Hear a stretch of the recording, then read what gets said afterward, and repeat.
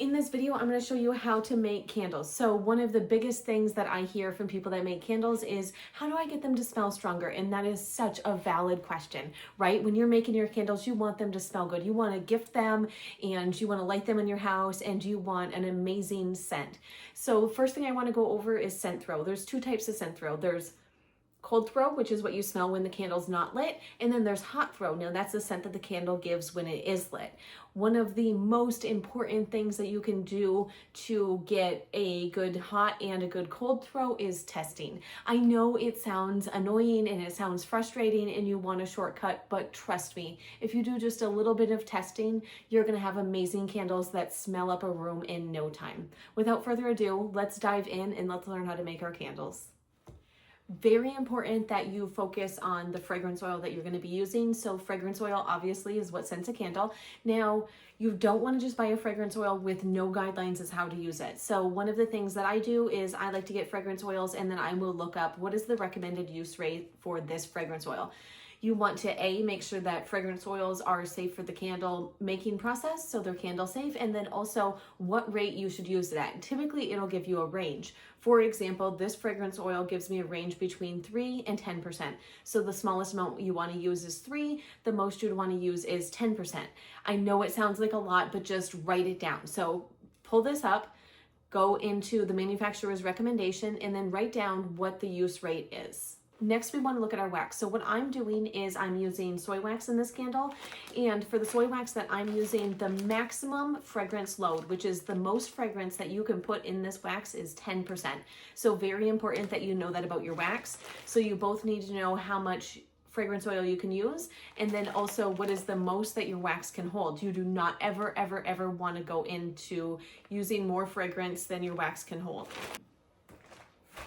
Now, what you never want to do is use more fragrance than your wax can hold or than what's recommended by your fragrance oil. I know that it can feel like if you put more fragrance oil into a candle, it's going to smell stronger. That is not the case. So in this video, what I'm going to do is I'm going to show you how to make a couple of different candles. I'm going to make one at the maximum, so that's going to be 10%. Then I'm going to do one at 9%, and then I'm going to do one at 8%. After I'm done with my candle making, what I'm going to do is I'm going to allow them to cure. So curing is giving them time for the candle wax to absorb all of the fragrance oil and to kind of settle in. So think about like a soap, how you kind of leave that to cure. Soy candles need 1 to 2 weeks of cure time before you light them. So this is not going to be a quick process. It's going to take you a little bit of time. I know that it feels kind of frustrating, like having to wait. Like, I want great, amazing candles now, but if you actually enjoy candle making, if this is something that you want to do, or if this is something that you want to get really good at, you should have fun kind of practicing. So another thing that we need to consider is our wick. So it just feels like it is the part of a candle that kind of goes unnoticed. Like, we're focused about the wax, we're focused about the jars to make sure we have a cute one, and we're focused about the fragrance oil. Wicks are super, super important. So you want to make sure that you get the right wick for the candle size that you're using. What you don't want is you don't want to use a wick that's too big and then the flame is too high, it melts it too quickly, and it burns off some of your scent. That will mess up a hot throw. Another thing that you don't want is you don't want a wick that's too small, because then you go and you light your candle and it's never going to burn all the way to the edges. So the best way to know that you are having the right wick, that you're using the right wick, you guessed it, testing. So I test everything. I like to test and test and test until I get the perfect candle. It's going to take a little bit of getting used to, but once you get there, you are absolutely going to love making them. And probably the absolute most important thing when making your candle is temperature. So it feels like instinct that the second that you pull the wax off of the stove, you want to go ahead and you want to throw the fragrance oil in, mix it up really quick, and then get it into your jar. That is the opposite of what you want to do. You never want to do that. So temperature guns are so very important. In this video, when I'm making my 3 candles, I get a varying range of temperatures when I pull it off of the stove. What you don't want to do is you don't want to add your fragrance oil into wax that's too hot. The reason why we don't want to do that is it's going to burn off some of the top notes. So we really want to wait until our wax is below 160 degrees. Now, it is instinct. Every time I feel like I have to rush, and then I have to remind myself, nope, take your time when making your candle. When you're stirring it, it can feel like I just gotta give it a quick mix and then it's good. You don't wanna do that. You need to take your time and be patient. So the reason why we're gonna mix this so long is we really need to give the fragrance oil and the wax time to combine, to really adhere to one another and make a great smelling candle. So when I say you wanna mix this, I mean you're gonna mix it. I mix my candles for at least 2 minutes. Like I'm just sitting there stirring. It feels like overkill, but the end result you're gonna be so satisfied with. Now temperature again comes into play. When you're mixing it, the cool thing is the candle's cooling down, right? In addition to that, we don't want to pour our candles into the jar when the candle wax is too hot, because then you can wind up with frosting on your jar. The candle doesn't look as good. It's just not as good of a candle. So you never want to pour it between, like, I'd say above 130 degrees. Now I'm normally way below that because I'm over here. I put the fragrance in at 150. I'm mixing. 2 days later, probably at, 120 range, which is fine. Another thing that you want to pay attention to is just giving the candle time to cure. I know I touched on this already, but it is important. If you really want that strong fragrant scent, you're going to have to give it a little bit of time. You're going to have some patience. So the first thing that we're going to do is figure out how much wax we need, so then we can figure out the fragrance oil. Start out by turning your scale on, put your pouring pot on there, and hit the tare button. So what this is going to do is this is going to give you zeros while your scale's on there, just letting you know how much wax we have in there. Now what I do is just dip the container that I'm going to be using into the soy wax. So the container that I'm using, you never fill it up all the way to the top, right? Because the candle will only go to about here. So I find that if you fill it up to about where you're gonna go, dump it in. And then fill it up one more time, just a little bit less of what you did the last time, and dump that in. Now I threw just a few more soy wax pellets in there to get us to 117 grams, just because it's easier to math. And we can go ahead and turn the scale off. Okay, so this is the easiest way that I can do this. We have 117 grams of wax. The fragrance oil that I'm using, you can use between 3 to 10% of fragrance. So 10 is going to be the max, 3 is going to be the minimum that I can use. So I'm going to figure out what 10%, 9%, and 8% of fragrance is going to be for my candle. So 117 times 10% is going to give us 11.7 grams. 117 times 9% is going to give us 10.53 grams. And lastly, 117 times 8% is going to give us 9.36 grams. Now, the reason why I'm figuring out 3 different percentages here is I'm gonna make 3 candles. We're gonna use this as a test to see what fragrance load is gonna give me the strongest smelling candle. So we'll do these one at a time, but I kind of want to walk you through the whole process.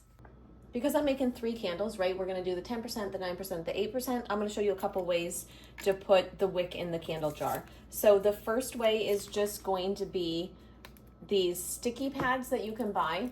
So all you do, peel off the top part, place your wick in there, and then we're going to peel it off, so that's going to be sticky. You take your candle jar, you're going to place it directly in the center of the candle and give it a good push down. Now, that is not the way that I prefer. The way that I prefer to do it is I take my candle wick, pop just a wee little bit of hot glue on there, and then we're going to do the same thing. We're just going to put it in the middle of the jar. Now, that's just personal preference. This is not going to make any difference on how your candle turns out. It's not going to make the scent throw any different, just what you prefer and how you prefer to put your wicks in there. So our candles are prepped, they're ready to go, they have the wicks in them. So what I have here is a saucepan. I have just a little bit of water in there with the silicone mat on the bottom. I'm going to pop in our pouring pot, put it on the stove, and we're going to turn this on a low heat to allow the wax to melt. So while you have the wax on the double boiler, you're gonna wanna come in and you're gonna wanna periodically give it a good mix. The reason why we do this is we want the wax to all be roughly the same temperature, so that way it's melting as quickly, not as quickly, as evenly as possible. So just periodically come in, mix it up, and you are gonna leave it on here until it is completely melted. Now that our wax is completely melted, we're gonna go ahead and remove this from the heat. Now I always come in and I wipe the bottom of my pouring pot with a rag. I'm just gonna put that underneath of here so it doesn't burn my countertop. Just for fun, we're gonna come in, check the temperature. We are at 175 degrees Fahrenheit. So what we're gonna do, we are going to leave this to cool a little bit before we add our fragrance in. So one of the major things that you can do to get a good scent throw is to focus on temperature. Temperature is so very, very important. So not time yet, we gotta let this drop down a little bit. So I'm gonna come up, I'm gonna give it a good mix and check the temperature again. We are at 151. So you typically want to add your fragrance oil at about 160 degrees. It cooled down a little bit on me, but it's fine. Not gonna end the world. So what we're gonna do is we are gonna mix the fragrance oil in. Now, when I say mix the fragrance oil in, I mean it. So it is normal to just want to come in and give it like a wee little mix and call that good. Nope, that is not going to do it. So one of the things that you can do to get a better scent throw is to make sure that the fragrance oil really mixes in with your wax. So in order to do that, you're going to have to mix for a couple of minutes. 30 seconds, 10 seconds is not going to do it. So you might be worried, oh man, this is gonna harden up on me. There's no way I can mix it that long because I got to get this poured. Trust, you have time. It's all about temperature. It's all about really precise measurements. It's about taking the time to make the best candle. So we are going to mix and mix and mix this thing. Now, while I'm mixing, I need some way to tell these candles apart. So for the 10% candle, I'm gonna put some purple candle dye in, and we will continue to mix. I wasn't gonna dye the candles, but then I was thinking if I don't dye them, it's gonna be very difficult to tell the 10% from the 9% to the 8% fragrance oil. So I thought it might just be easier to throw a little bit of dye in here. As you can see, we are still mixing. Patience is just one of the things that you need with a candle. You need to trust the process and know that there's a reason why we do this. So in order to get that fragrance oil to really combine with the wax, you have to really mix that. And I'm just gonna keep on mixing. And I kind of wanted to show this in real time so you can see how long I actually stir the candle. I know watching my hand mix this around doesn't feel like the most entertaining thing, but when I say you have to mix it, I really want you to take that in. And now we are at 122 degrees. So now comes the time for the pouring. When you pour your candle, you don't want to be way up here pouring. You want to be right on the candle, and you're going to pour slow. So the reason why I do this is it's going to give you less air bubbles, it's going to do less frosting, and it gives you more control over what you're doing. So pour your candle very, very slow and close to the candle jar. I typically just rest my pouring pot right on the jar, and then I take my time pouring it, and it's going to give you the prettiest candle this way. And we're not going to pour all the way to the top. We want a little bit of a gap there, so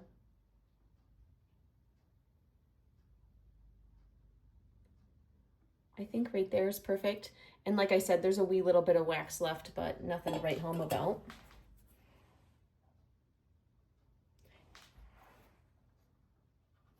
Now there's different ways to center the wick. In this video, I'll show you the different ways. This one is a popsicle stick with a hole in the middle. So you just kind of center the wick there. Now we're gonna leave this to cool completely. Don't touch it, don't bump it, don't mess with it, just leave it sitting there. I know I'm not supposed to disturb it, but I just gotta move that over just a wee little bit so we can make our second candle. Now, when you make your next candle, it's gonna be a little bit different because you just wanna weigh this till you get to the 117 grams that we started with. Now for the 9%, we're gonna do 10.53 grams.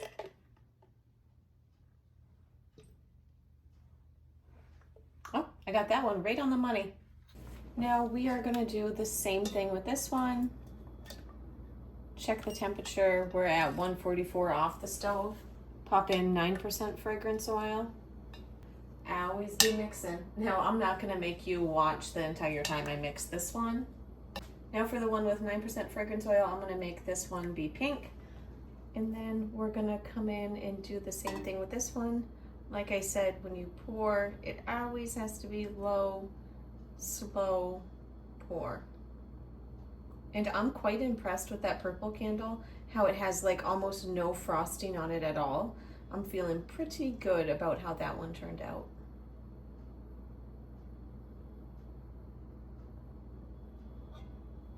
Now this one is a different wick holder that I've actually never used before. I feel like it was supposed to go in that center part, but that wasn't working, so I'm just gonna use it like that. Allow that one to cool, and I'll clean this out and then start our third batch. And then we'll just come in the third one and do the same thing. This is the one that I have an 8% fragrance load. And for this one, I'm gonna do it blue. Well, I guess it's not blue. It says that it is forest green. So we'll see how that one turns out. We will go ahead and pour this candle. And on this one, I'm gonna show you my favorite way to center the wick. It doesn't include any of these fancy wick holders or anything like that. But my absolute favorite way to center a wick is with a Sharpie. So you just come in, push it to where you want to be, and allow it to cool. So now I'm going to allow all of these candles to finish cooling, and we'll come back when they're done. Now that our candles are cooled, go ahead and remove these. And we can't leave the wicks like this, so we're just going to come in and trim them down.